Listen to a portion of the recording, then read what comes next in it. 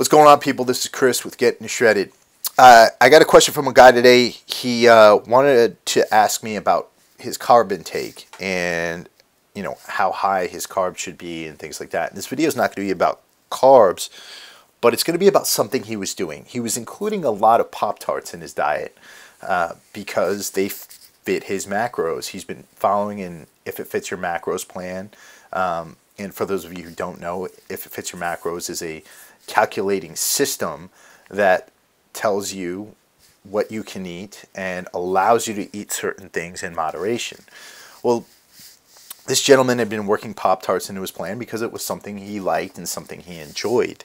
I'm not going to tell you not to eat Pop-Tarts, and I'm not going to hate on If It Fits Your Macros, and I'm not going to hate on flexible dieting or anything like that, because I think they're a viable calculating system. But what I do want you to understand are the effects of eating things like this. For example, Pop-Tarts contain mostly sugar and vegetable oil. The sugar comes from high fructose corn syrup, dextrose, and the carbs come from unbleached flour, or bleached flour. And that's flour that has had all the nutritional value taken out of it and is extremely hard to digest. It can sit in your stomach for up to 4 days. Yes, it will take you up to 4 days to digest a Pop-Tart.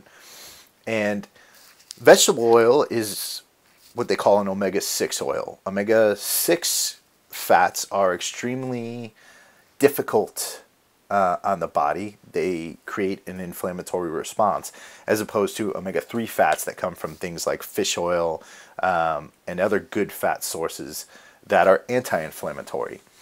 When you eat a Pop-Tart, you send this into your digestive system. The nutrition gets released, insulin gets released to carry all of the carbohydrates and nutrients to your cells, whether it be your muscle cells or your fat cells. And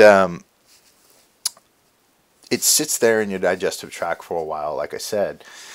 What happens then is the omega-6 oil and the combination of sugar, I'm not going to get too scientific here, but sends a message to your brain telling it to thicken its arteries. It can create gunk in there, causing heart disease. It can sit there in your digestive tract for quite a while, like I said, and create all types of different problems in the gut. Whether or not you have an autoimmune deficiency, just having something sitting there for a while can really cause your body to have an influx of different types of microflora that are really going to upset your intestinal tract, play with the lining of the walls in the intestine. And if you do have an autoimmune deficiency, the symptoms will begin to arise, meaning you'll start to shit blood, have diarrhea, and things like that. Now, this stuff might not be happening to you now, because if you don't have an autoimmune disease, you're not going to express symptoms. But in the long run, this can create total body inflammation. And total body inflammation, as I've told you before in this week's videos and the previous week's videos, can cause things like neurological dysfunction, can cause things like heart disease, can cause things like cancer and even diabetes. Now, like I said, most of you probably aren't watching this channel because you're trying to avoid cancer or diabetes or heart disease or anything like that. But I do hope that you have a good degree of hope that you will be fit throughout your life and live to enjoy your grandchildren and live to enjoy a long, happy life with fruitful careers, wonderful families, and things like that.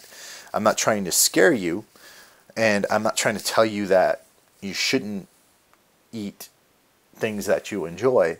But what I am saying, regardless of what its effect is on your bodybuilding career or on your ability to build muscle, these things are going to eventually have an effect on your health. And that you should, rather than just saying, oh, I can fit this in my diet, research what those effects can and will be. If you are not reading, if you're not reading about your body, if you're not educating yourself about your nutrition, then you're leaving yourself open to a lot of different health dangers. Now, on the muscle side of things, regardless of what you look like in the coming weeks after eating this Pop-Tart, or even in the coming year after eating this Pop-Tart, hopefully most of us are in this for more than a few months or a year. Hopefully most of us are trying to make this a lifestyle. And so if you make your body more and more inflammatory, your body is not going to want to hold on to that muscle mass. It's going to want to get rid of it as soon as possible, especially if you're in an inflammatory state. The first thing the body will get rid of if it is under stress is your muscle mass, because muscle steals energy. Fat sits there and takes no energy at all. That's all I got. I'm sure you guys will have comments. Please put them in the comment section below. I'll put all my links for all my ebooks and websites and blah, blah, blah in the description below. And just remember, education is the key to your success in anything, whether it be fitness, whether it be health, and whether it be life. So, peace out. That was not a good peace out. So, peace out. I was doing this or something like that. It's yeah. Okay. Peace.